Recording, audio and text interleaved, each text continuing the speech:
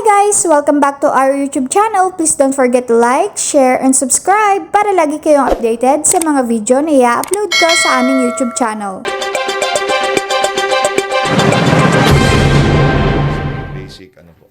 Ito pwede na dumiretso sa accredited health facility para kumuha ng mga screening test. Opo, dumiretso lang po sila dito dahil dapat nila yung PIN. Kung walang PIN, then they will get it. Ayun They'll yun. get PIN on site.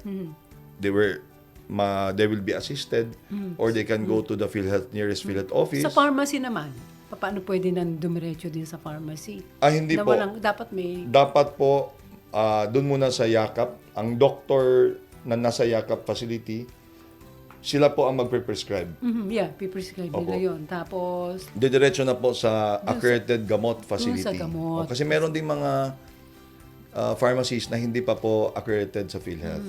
Opo. kasi dun sa gamot na pharmacies, ang dami din. Opo, mga almost 500 na po. And ang trabaho ko po ay kampanyahan or to tell the other pharmacies through their organization, siguro yung DSAP. So, paano malalaman ng ating mga senior citizens kung saan pupuntang pharmacy? Una po, pupunta po sila sa accredited clinic. Doon sa clinic din Oh, magsasabi? doon sa clinic muna. And then, malalaman po nila kung saan sila pumunta kasi by April po or next month, magkakaroon na po ng signages.